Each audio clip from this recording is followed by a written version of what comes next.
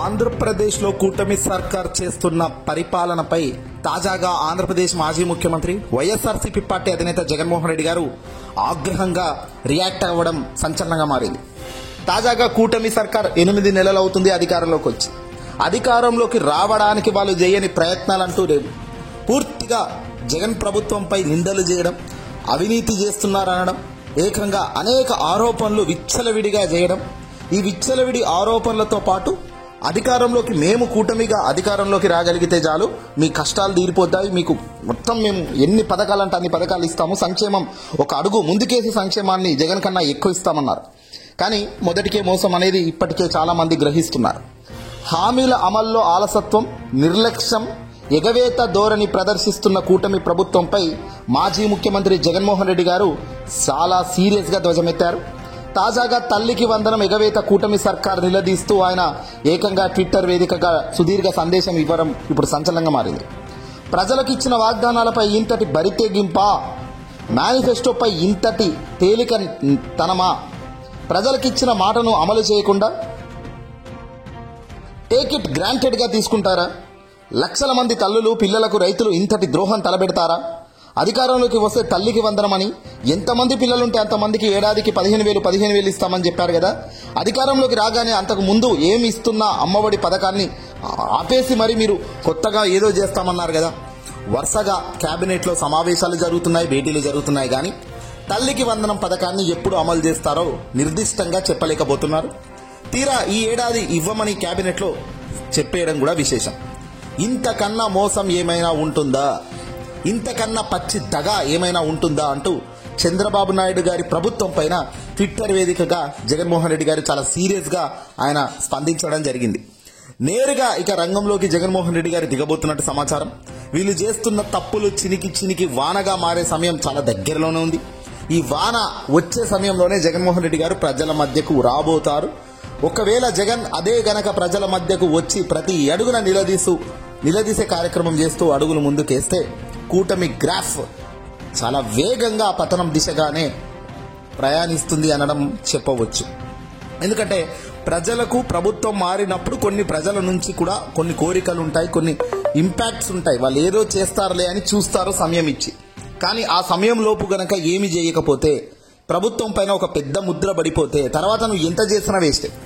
ఎన్నికలు దగ్గరకు వచ్చాయి, ఇక చివరిలో చంద్రబాబు స్ట్రాటజీలు మొదటి నుంచి కూడా ఇంతే.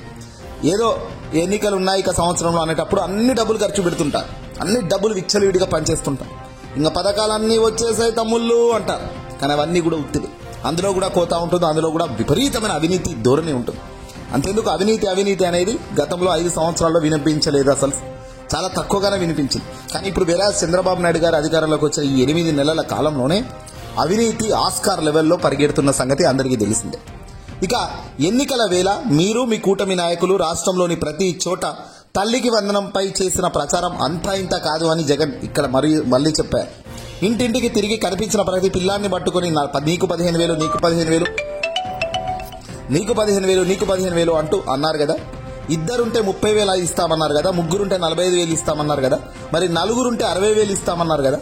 ప్రజలు మీరు చేసిన వాగ్దానం, మీరు చెప్పిన మాటలు ఆడియో వీడియోల రూపంలో సాక్ష్యాధారులతో ప్రతి ఒక్కరు సెల్ ఫోన్ లో వింటున్నారు. ఆడబిడ్డల జీవితాలు మారుస్తా. మీరు ఒకసారి ఆలోచిస్తే 4 కార్యక్రమాలు ఇచ్చాను. అమ్మకు వందనం, ఎంతమంది పిల్లలుంటే అంతమందికి 15,000 రూపాయలు ఇచ్చే బాధ్యత నేను తీసుకుంటా.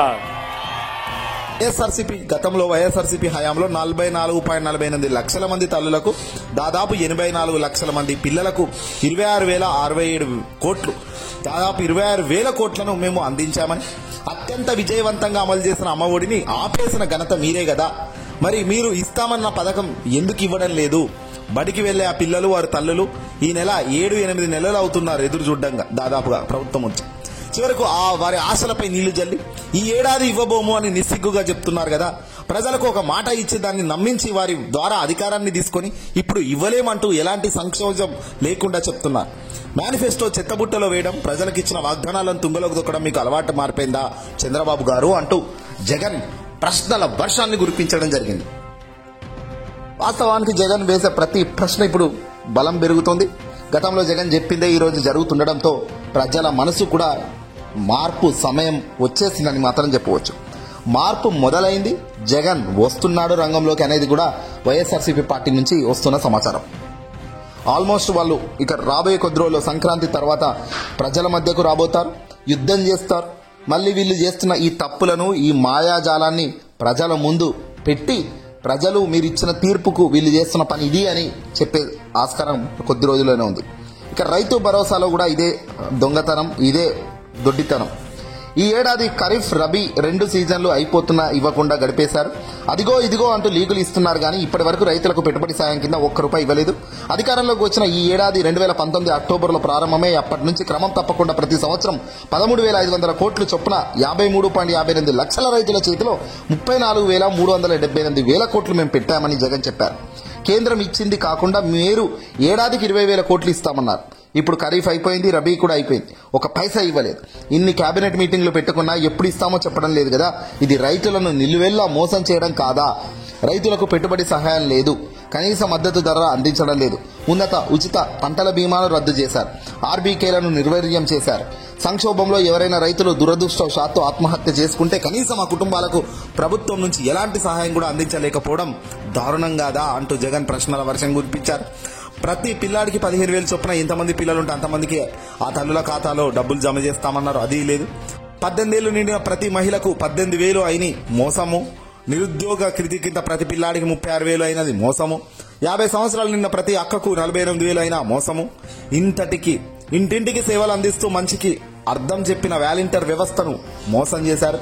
ఈ మోసాలన్నిటికీ తోడు మీ పాలనలో ప్రజలపై ఛార్జీలు బాదుడే బాదుడు. ప్రతి అడుగులోనూ స్కాములే, స్కీములు లేవు. ఇసుక వదలడం లేదు, మద్యాన్ని వదలడం లేదు. చంద్రబాబు గారు రోజులు గడుస్తున్న కొద్దీ మీరు చేస్తున్న మోసాలు ఒక్కొక్కటిగా బయటకు వస్తూనే ఉన్నాయి. ఇవి ప్రజల్లో తీవ్ర ఆగ్రహానికి దారితీస్తున్నాయి.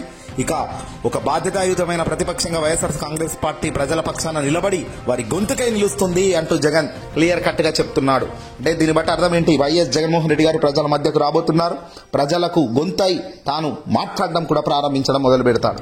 ప్రజలకు మీరు ఇచ్చిన వాగ్దానాల అమలు కోసం వారి తరపున నిలబడుతుంది అని కూడా ఇక్కడ స్పష్టంగా పేర్కొన్నారు. ఈ గొంతు నొక్కే ప్రయత్నం కనుక కూటమి సర్కార్ చేస్తే మరో సంచలనాలే అవుతాయి. మళ్ళీ ఇది ఒక రచ్చే అవుతుంది అనేది క్లియర్ గా తెలుస్తోంది.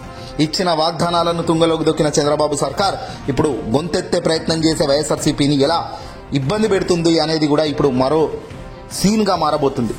అదే జరిగితే మాత్రం ప్రజల తీర్పులు, ప్రజల ఆలోచన, ప్రజల మనసు డైవర్ట్ అయ్యేదానికి ఎంతో సమయం లేదు. ఇప్పటికే తెలుగుదేశం పార్టీ సొంత మీడియా, ఎల్లో మీడియానే డైరెక్ట్ గా చెబుతుంది, తెలుగుదేశం పార్టీ కూటమికి అలర్ట్ చేస్తుంది. అప్పులు పెరుగుతున్నాయి, మీరు పంచడం లేదు, స్కీములు లేవు, స్కాములు ఎక్కువ అవుతున్నాయి, అవినీతికి ఆస్కారం పెరిగిపోయింది. ఆంధ్రప్రదేశ్లో జగన్ కన్నా, గతంలో జగన్ మనం 100 మాటలు అనేది కానీ జగన్ కన్నా వించి 1000 మాటల పనులు చేస్తున్న మీరు కరెక్ట్ కాదు అనేది ఏకంగా సొంత మీడియానే గ్రహించి ఇండైరెక్ట్ గా దెబ్బలు కొట్టే పరిస్థితికి వచ్చేసినప్పటికీ సొంత మనుషులు జేసీ ప్రభాకర్ రెడ్డి, దివాకర్ రెడ్డి లాంటి సీనియర్ లీడర్లు సైతం జగనే మేలు కదరా, కనీసం బస్సులన్నా ఉంచేవాడు మాయి, మీరు వచ్చి మొత్తం తగలబెట్టేస్తున్నారు అని సొంత నేతలే ఈ రకంగా మాట్లాడుతుండ్రు. ఈ రకంగా అసహనానికి గురవుతున్న సమయంలో పార్టీ పరిస్థితి రాబోయే రోజుల్లో, కూటమిలుగా ఉన్న ఈ జతగట్టిన ఈ ముగ్గురు పరిస్థితి ఏంటో రాబోయే రోజుల్లో ప్రజలు చాలా గట్టిగా డిసైడ్ చేస్తారు.